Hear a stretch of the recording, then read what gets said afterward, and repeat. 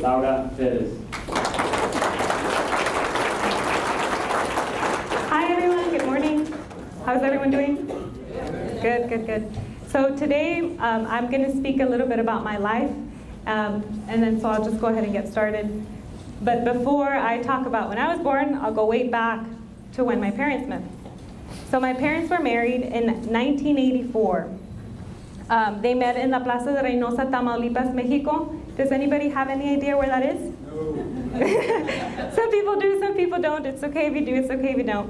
In 1987, because they were financially struggling, living a hard life, they moved to the US in the hopes of establishing their American dream. In 1989, they had their best, most amazing daughter. That was me. I am the second born of 6 children. So just picture that, 6 children, 2 adults, 1 restroom, not a good situation. But that's another story. But anyways, so everything seemed to be going well for us for a while. We were building a house. We originally, well, my father was, we had a restroom, a dining area, and a kitchen. So slowly we were adding rooms. We added 2, then we added 2 more. And so we were doing well for a while. But during my middle school years, that's when, and it's kind of around the time of 2003, where kind of a family crisis occurred. So my parents started arguing a lot. Every day, it kept getting worse and worse. There were times when I would stay purposely for tutoring, or even at that time, 21st century. I would try to do anything possible just not to be at home, because it was not a very good environment at that time. So one day, I remember coming home from 21st century, and I remember, you guys remember what 21st century was, you get out like, I don't know, really late. So I was coming home and I saw my mother. She was sitting in the dining area and she had a really somber expression on her face. So I went up to her and I asked her, is everything okay? And she said, your dad left. And I said, oh, well, he'll be coming back. He had done that before, where he would leave for a couple of months and then just disappear, then all of a sudden be back. So I just kind of said, you know, he'll be back. But unfortunately, she was right and I was wrong. He never did come back. So at that age, I don't think I understood what my mom was going through. Obviously, you know, her husband, my father, left, but I was more concerned about myself. I was at that age when I was going from junior high, going into high school, and I remember that I had one goal and one goal only, and that was to be popular. and so everybody knows that a popular person needs new clothes. I'm starting high school, I'm like, oh, I'm gonna be part of the popular girls, I'm gonna get along with everybody. So I asked, you know, my mom, okay, so this is what I want, this is the clothes that I want. And alongside, I added with that a school supply list. I'm kind of thinking that these are the things I will need as well. Well, while I was doing this, so were all my other brothers and sisters. And remember, there's 6 of us. So there is my mom, you know, all these kids, you know, shoving school list and, you know, clothes list at her. And so she looked at us, and I remember, not specifically that day, but I remember later she came back, I guess she had thought about it, and she sat us all down, and she said, I know that you guys want things, but things are different now. I'm not going to be able to provide to you guys the things that I used to, so you guys have 2 options. The first option, you guys are okay with what I can give you, which is nothing, just hand-me-down clothes and maybe a couple of school supplies, or the second option, you work for what you want. So all my brothers and sisters got together and we're like, hey, you know, a little huddle while she was kind of on the side. And we're like, this seems like a trap, what do you think? So everybody's discussing it, and everybody, you know, everybody's giving their little input, but we decide we do want new clothes. We do want, you know, the iPods were really popular at that time. We wanted things. So we went back and we told her, we've decided we want to work. So she said, you do? And we said, yes. So then she said, okay. And we were like, well, how hard could it be? Well, of course, we were in for a really rude awakening. So that's when we started migrating. So does anyone know the difference between a migrant and an immigrant? So major difference is that migrants, they move from one state to another in the United States. Immigrants, it's from across the country. So we were from Texas, South Texas, I mean borderline Texas, almost Mexico, but still Texas. So we were from Mission, Texas, so that's right here in this little area. And so we packed our bags, and my aunt, she was a migrant worker, so she was the one that was leading the way. But what we did is we we had a small SUV, all of us packed our stuff, whatever we could get in there, and we drove, or my mother drove, 12 and a half hours to this area right here. The other star that you see in between, that is Little Rock, Arkansas. So in Little Rock, Arkansas, and many people don't know, but what they have is they have help for migrants. So anyone that's going from, whatever stage, if this is a midpoint, they actually, if you're able to provide, documentation that you are a migrant, they provide you with an ability to stay for a night. So you get to stay for a night, they give you food, if you need clothes to go to your work, they just basically prep you and just to try to aid you, help you in any way that they can, so that your journey could be an easier one as you're going up to be a migrant farm worker. So we did that. I remember we got there super late. My mom just completely, as soon as her head hit the pillow, I know she was like wiped out, extremely exhausted from the long drive. After that, the next day we got back out on the road, and that's when we ended up in Hart, Michigan. So summer times. So during my 4 years in high school, we migrated to Michigan, and we picked asparagus and zucchini. So these are pictures if you guys just see them in the produce and you're like, I don't know how they look like or how they grow. Well, the asparagus is actually a stem. So that's exactly how it looks like up here in this picture. The picture at the bottom, that's a zucchini. That's a zucchini field, and you basically, they both have different ways of working it, and I'll explain in a little bit more detail. But before that, one thing that I wanted to point out is that when you're a migrant, a student migrant, like I mentioned, I was going to high school, you leave a month before school ends, and you start a month after, because that's the season. So you have to finish your work early, and then when you get back, you have to hurry to catch up. So it is something that I wasn't aware of, and when people would ask me, hey, why are you leaving, or why do you come late? I was at the time very embarrassed to tell them I was a migrant, so I would say, oh, we're going on a vacation. And of course, that wasn't the case. We were migrants and we were picking. But just a little bit about the quality. I know Toyota is huge on quality. Just so you guys know for your reference, you'll be expert asparagus pickers after this. But so I'll take this picture for example. This asparagus that you see here, that's a good quality asparagus to pick. This one too. This smaller one, you don't want to pick those. Why don't you want to pick those? Because next time you won't have anything to pick because it'll take longer to grow. This one back here is too long. So there's a box that you have to put the asparagus in. If it's too long, it's not going to fit in there. So what happens is you have to double snap. First you snap it when you're picking it, and then you have to double snap so it fits on the box. So just some reference for you guys. But quality. So yes, we had to make sure good quality. So then a little bit more about asparagus picking. So this isn't me, obviously, but this is the picture I got. So this is a migrant field worker who's actually picking in the rows of asparagus. You have two big, tires next to him, and he's picking in the middle. He has his legs apart so that he can actually, bend down and pick the asparagus that's coming here in between. He has to, like I mentioned, stack them really neatly, one on this side, one on this side, which I mentioned quality. They have to be at the right length. He, in my opinion, could do better. They're not really well stacked, in my opinion, but anyways, he's doing his best. So then here at the bottom, we have a picture of a tractor. This is actually an asparagus tractor, so this is just picture him. He's the one in the middle, and then all these people are next to him. So with that being said,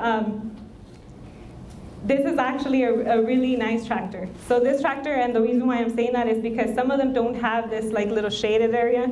This one appears to have a speaker. So when you're working, you can be jamming out as you're working. It is possible, it is. So that's what I'm saying. This is a really nice tractor, but not all of them were like that. You know, sometimes you got the luck of, hey, you didn't have a roof or whatever the case was. So then here they are picking. This is actually a really perfect example of my family, not my family, but just an example of it. The way that these people are sat down, I used to actually sit right here. I would sit in an area that's called the wing. The reason why it was called la ala is because you just kind of stick it in there. It's not part of the tractor, but it's kind of like a plug-in. So I would sit in that area.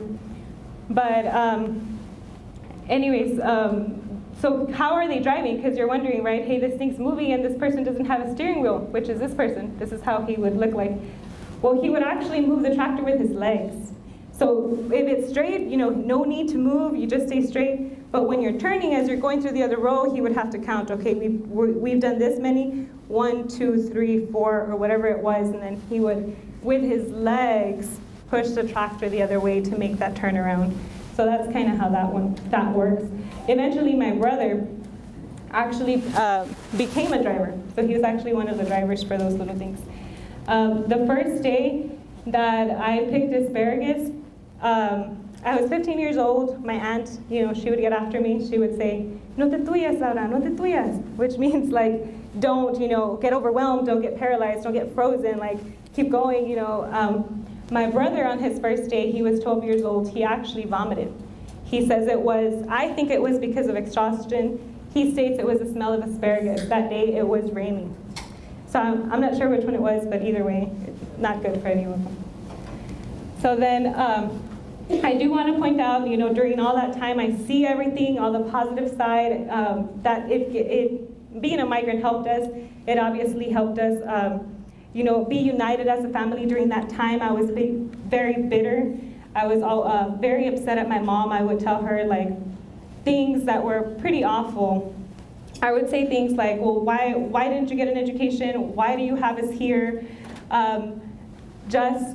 Why did you have so many kids if you couldn't support them? So just really awful things. And one day, and I'll go back to this picture real quick, when I was sitting here, you know, I was looking at her and I was yelling these things, and this was something normal that I used to do. And it wasn't out of the ordinary. But this specific day, the reason why it stuck out is because I was, you know, yelling and venting my frustrations to my mom. She was bending down picking, and she had a pañuelo, which is a bandana over her head. So she had like all this sweat because you're looking down, right? So as the sweat was trickling down to the very tip of her nose, and it fell onto the soil, she turned around and looked at me, and she said that education's the only way out. The day you all start going to college will be the day that we stop migrating. So when she said that, I was like, and the reason why it's so vivid in my mind is because it's that picture that I had specifically, and those words that came right after.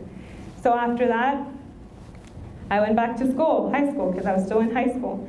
And I was actually the first one to graduate from high school, and that's counting primas, primos, grandma, grandpa, everybody from high school. It wasn't college, just high school, first one ever. After that, I decided to continue my education, so I went to STC, South Texas College.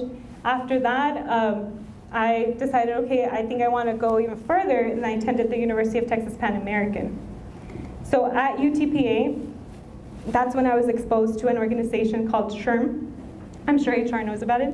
Society for Human Resource Management at UTPA. Eventually, through hard work, I was able to become the president of this organization. During that time, you know, it really did teach me how to, you know, go up to people, have communication skills. I used to be that person in the back of the room, and I was actually sharing a story with someone yesterday that I was really shy. I was like, I don't want to say anything. And a professor called on me once, and he said, he asked me a question, and I answered, but I mumbled it. And he's like, what's your major again? And in front of everybody, the whole class. And I'm like, business management? He's like, oh, well, you're going to fail because there's no such thing as shy people in management. And so it was pretty harsh, but I think I needed that because that's what actually made me join this organization. I said, hey, he's right, I need to develop in some way. I can't just be a shy manager and, you know, So I ended up going to this organization. I learned a lot of skills, and eventually, we ended up getting a lot of awards the year of my presidency. The Dean's Award, only 4 organizations in UTPA actually received that award. We were one of them. So it was a really great accomplishment, and slowly I started building up confidence. Then during HESTEC, so HESTEC at UTPA at my university is Hispanic Engineering, Science, and Technology. So this is a week-long event. And in that event is where I met Toyota. So before that, I had done a project for a class, and it was specifically on Toyota. Fell in love with the company. Then I go, and then they say, hey, in the career fair, Toyota's gonna be there, and they have an HR position. I was like, ah, because it's like, both things that I really, really love to do were joining together. So I said, okay, so I went in there, I applied, I got a call back, I got an interview, I got a job. So there I go, little old valley girl to big city of San Antonio. And so here, during my co-op term at UTPA, I was involved in HESTEC again. But like I mentioned, HESTEC is a week-long event. So one of those events is Latinas Day. So Latinas Day, it's targeted specifically to middle school girls and their mothers, and it's to raise awareness on the fields of STEM.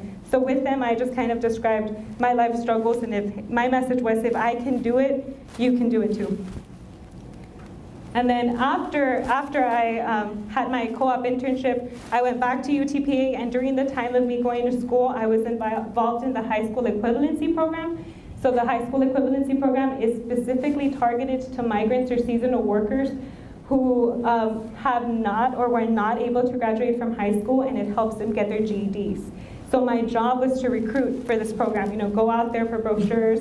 I was involved with a lot of other migrant programs like ORISE, and so therefore we were just really trying to just get people involved. So afterwards, after I finished my job there, they did ask me to go back and be a guest speaker, which I was. I was a keynote speaker for their graduation students. So it was a really nice and rewarding experience. I case some people that I pulled out of a carniceria or panaderia, they were now graduating with their GEDs. So it was really good. So continued commitment. So I went, like I mentioned, I was still going to school. In December, I graduated in 2013 with a bachelor's in business management. And I got hired full-time at Toyota, so I was extremely excited for the opportunity. And even now, I still continue to participate in HESTEC if I have a chance. And if I'm given the opportunity, I'll definitely always attend. So those pictures at the bottom are just the girls, and then there I am, and there's a group of us that go and we present out to them. So I was also involved just recently in Core 4 STEM here in San Antonio. So Core 4 STEM is an event specifically for sponsors that would be willing to donate for this cause, this great cause, right, to promote STEM, fields in STEM, science, technology, engineering, and mathematics. Sorry, can't forget that. So with that being said, it was a great experience, to actually be able to talk and give my stories to the people that make those type of events possible. So then now I'm here with you guys. And I was asked to participate in Cesar Chavez Day. It's on his birthday, March 31st, and I jumped at the opportunity. I said, yes, I have, I did the keynote speaker for the migrant one, but I've never really given a presentation at what being a migrant was about. So I was extremely excited to share with you all today my story, but I wanted to make it different. I was like, how do I, I've presented before, but how can I make this one different? And I thought, and I thought, and I thought, and I'm thinking now, and I think about Cesar Chavez, right? So I think, yes, I had heard about him, like Nazul mentioned, he's an icon, but what about him? So I think back and I think how I would like to tell him gracias. Why? Because I never really realized how lucky I had it when I was a migrant. I know it was a lot of physical work, but I never had to worry about there being clean water or where to go to the restroom or pesticide being spread, on my family as they were working. I never had to worry about that. So now I look back and I really want to say thank you to him. And then to you guys, I want to give you guys a different side of being a migrant, because usually I talk about the negative things, physically burden job, you would get off the tractor hunched for a while because it would just kill your back, and it just took a while to just kind of even straighten up. Extremely demanding, but with you guys, I want to share some pictures that I've never shared before. So pictures of my actual experience there. So here we have this is an actual picture of us. And again, these are bad quality pictures, so excuse them, but nobody wanted to take pictures when you're a migrant except for my mom. Because nobody wanted to remember that experience except for her. So yeah, so this is actually me, and you can see how dirty we were. I know people tell me, hey, I saw your glam shot. Is that how you look back as a migrant? No. This is how I looked as a migrant, just dirty with a bandana and just working the fields. So these were boxes of asparagus. So the tractor would turn around and it would go this way, and then you would follow it, but you needed to catch up. It was really, really, you had to be quick, and you had to work as a team. If somebody was falling behind, hey, the partner would help you out. So one of the good memories that I want to share about specifically working in the zucchini was that sometimes in the middle of a row, the boxes would get so full already. So they would get full because there was a lot of produce coming out. So at that time, it was like a mile-long surco, a mile-long row. So then what would happen is that because they were so full, we had to go back and get the forklift and get them off the tractor to put empty ones on. So at that point, what we would do is we would get on top of the boxes where the zucchini was, and we would lay down and just rest. And that was a good memory that I have of working in the fields. Just like plop down and just let the cold breeze hit you, because it was breezy, but you would sweat because you would work so much. But it would just hit you, it would go through, your shirt, and then the sweat would start feeling cold. It was just a really, really good memory. Also the fact of the feeling of accomplishment. So it was I just picked this whole box. This little old me and my family, my sisters, my brothers, we just did all this. So it's a huge feeling of accomplishment, knowing that you can do that when a lot of people can't. We've seen, grown people just leave. They just couldn't do it. So it was nice. It's a good memory that I have. The other one, so this one, you can see me here. We decided to take a selfie, me and my sister, and hashtag being silly at work. I'm kidding, but no, we never did that. But my mom took these pictures of us. So then I look back at these pictures and I'm like, hey, it wasn't so bad. I remember always being mad and stuff, but I look at this picture and I'm like, hey, I remember having a good time. I know I mentioned that it united our family. It really did. We were forced to live in a 2-bedroom house, all of us together, and so therefore we had to figure out a way to get along. And we worked together, and again, going for the same goal, going for the same target. So I think that's what really united our family. And the next picture, you can actually see my mom, and it's actually pretty blurry, and you can kind of see a little bit more of my brother and then my silly sister. But I do want to say that, thinking back, there were a lot of happy memories. There was that exposure to a new culture. We were from the valley. We had never been anywhere else. We see all these different things. Ludington, Muskegon, different places, different locations we had never been able to witness. It was truly an amazing experience, thinking back now, not during the time. So my outlook, so I just wanted to share with you guys, my outlook in life has completely changed. I'm no longer that bitter, angry girl that I used to be. I now stand tall, and I'm an educated adult who I have such high aspirations for myself that I don't think that the past me could have ever been able to understand. So with that, in conclusion, as far as, I hope that the takeaway that you guys get from this is, no matter who you are, no matter what you do, if there's something that you want to accomplish, you can do it. That's what I want to let you guys know, because, and I think this is a great example, and I'm not talking about my life, that's kind of conceited, but I'm talking about the example would be my mom. So, sorry. So she's right here. So this is her. Her goal was for her kids to have a brighter future, and they did. Ever since I started going to college, my siblings started following. So with that being said, she really did go for a goal, and she reached it. And so far we have 3 Bronx. Either these people my family has either graduated from school or they're currently at school. So we have 3 Bronx and 1 Spartan. my brother decided to go far away for school. But with that being said, I do want to say thank you to Toyota, because it is a company that has given me the opportunity to share my stories exactly in this fashion. And I want to say, thank you to you guys who have been here and who have taken the time to hear my story. And of course, Toyota's culture, respect for people, and continuous improvement go hand in hand with, exactly my core values, and I'm sure with y'all's too. So with that, just thank you, everybody.